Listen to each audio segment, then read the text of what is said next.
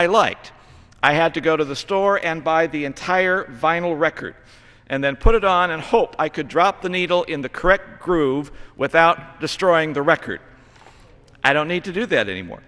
Today, my kids have given me an iPod, which means if I hear a song I like, all I now have to do is call up one of my kids and say, come over and put it on my iPod because I don't know how to work the stupid thing. But I still have a choice. Even, and not trying to be a snob here, even in Dvorak's New World Symphony, which I like, I have to admit I like the first and the third movement and not the second. So no longer do I have to sit through about 15 minutes of stuff I don't like before going from the first to the third. I simply took it out so I can go directly from the first to the third. Those are options. Everybody in America today has choices or options given to them until it comes to dealing with the government, especially with the federal government. Because once again, all of a sudden now you come back to Washington and you find out that Washington still believes in one-size-fits-all mentality, programs, and mandates. This is the only area where that's found. And the question you should be asking is why? Well, it's very simple. That's our purpose of being the federal government. If you need to have something that occurring in this country where everyone is doing the exact same thing at the exact same time in the exact same way, the federal government, the national government here in Washington, is the only one that can orchestrate and mandate that. So if we have to be in lockstep, this is the level to go. This is the place to accomplish that task. But if indeed maybe something different is needed, and creativity and options are important, it's not going to happen from Washington. Never has, and I don't think it ever will in the near future. If indeed you want something different, then you have to empower state and local governments to accomplish that task.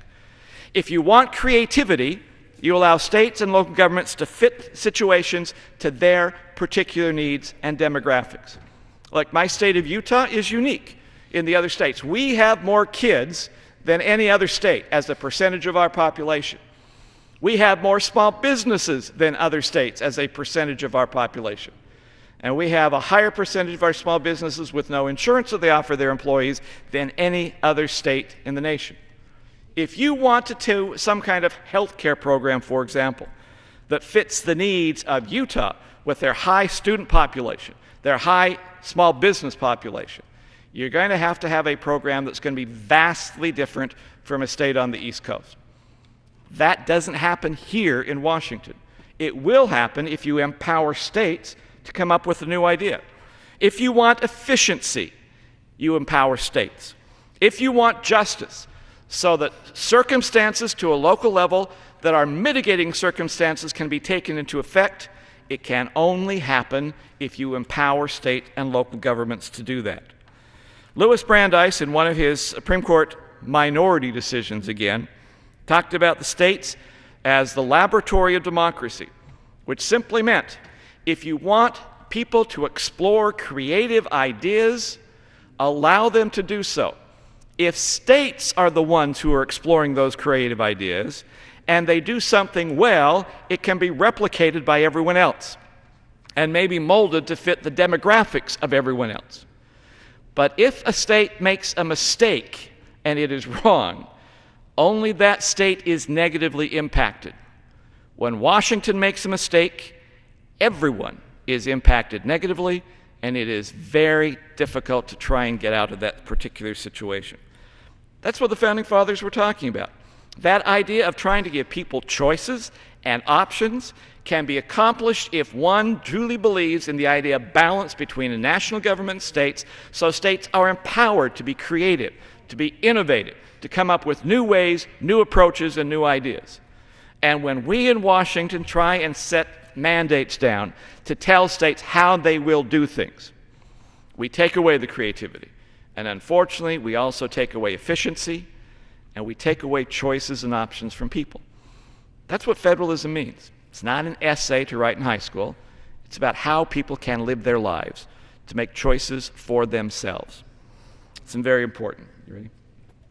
With that, I'd like to take a break here and yield some time, or as much time as he may consume as well, to another great representative from the state of Texas, who also is one of the participants with this task force. who recognizes the significance and importance of allowing people choices in their lives, and that does not come when the federal government sets its one-size-fits-all agenda on top of people. I yield to the gentleman from Texas for as much time as he may consume. Well, I thank the gentleman from Utah for yielding and for hosting this night's hour to talk about the 10th Amendment and federalism. It's probably been read into the record 11 dozen times, but I want to read a quote from James Madison into the record that sets the tone for what I want to talk about. James Madison in Federalist 45 paper said, "The powers delegated to the federal government are few and defined. Those which are to remain in the state governments are numerous and indefinite. The former will be exercised principally on external objects such as war, peace, negotiation, and foreign commerce, and the powers reserved to the several states will extend to all of the objects in which, in the ordinary course of affairs, concerns the lives, liberties, and properties of the people." Mr. Speaker, I'd argue that therein lies much of the problems that we face today as a federal government. Since 1995, this Congress and the various administrative agencies across this vast federal government have issued some 60,000 new rules and regulations, from everything from regulating the size of the holes in Swiss cheese to the colors for surgical sutures.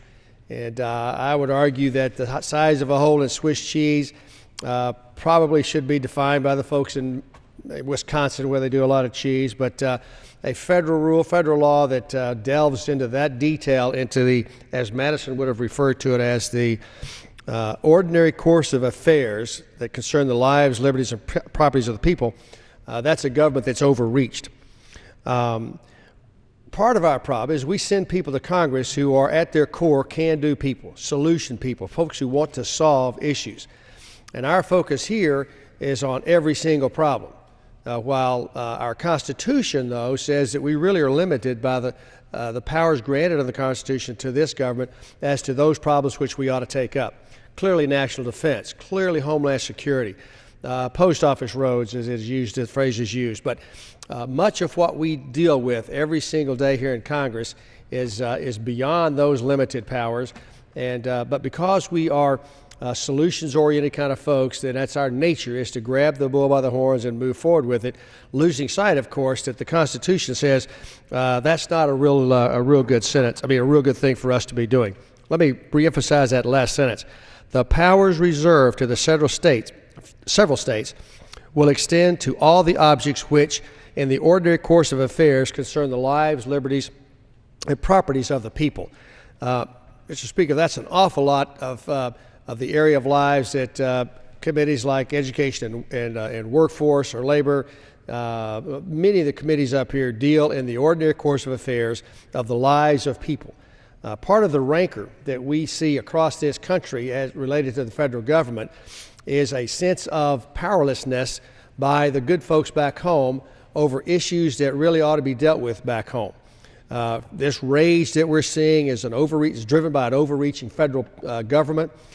Decisions that are best made at the local level and controlled by those people are being usurped and taken care of by the 435 people here in Washington and the 100 senators on the other side.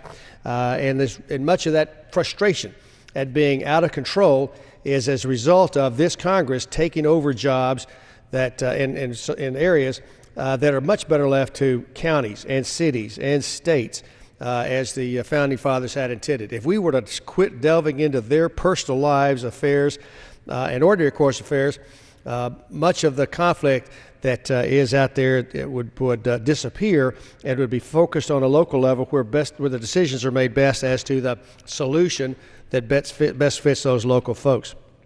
I get asked often by mayors and county judges and city councilmen and county commissioners and school superintendents and others, what can we do to help? What can we do to address the growing size of this federal government? And one of the ways I ask them to help is to do a better job of vetting your requests to me and to your federal government for help. Make sure that whatever it is that you're asking us to do that is a good idea, that there is a nexus to the Constitution, that there is a link in the Constitution that delegates the powers to this federal government to even deal with the particular problem that you're bringing to us. I would argue that much of our overspending today is driven by good-hearted people who have lost sight of the 10th Amendment, have come up here and asked for help from this federal government, not, of course, realizing the strings that are going to be attached to the federal laws that get put in place, when the solution would much better have been dealt with at the local level. The federalism, as my colleague from Utah has just stated, it's not really a left or right issue. It's not really a Democratic issue or Republican issue. There are good things to be had by both sides. Both sides of the aisle should be able to embrace this concept so that the states do most of the heavy lifting, and the counties and the cities and local governments do the work that deals with the issues confronting their people. And so this really shouldn't be a particularly partisan effort as we move forward. My friend mentioned earlier about the idea that the states should be the incubators or the laboratories for experiments with how government addresses a particular program. Two examples that I can think off the top of my head. One is the healthcare experiment going on in Massachusetts. They've been at it now 3 or 4 years, and it's different than what they thought it would be. It may not be replicating, it may not be able to push that to scale to the United States. And the people of Massachusetts are struggling with how to pay for health care under the universal plan that they put in place, where everybody was mandated to have insurance. It doesn't look to me like it's working. And so why would you then want to take that policy and try to extend it across the United States? I don't think you would. An area where it has worked, and it's, I'll brag on Texas.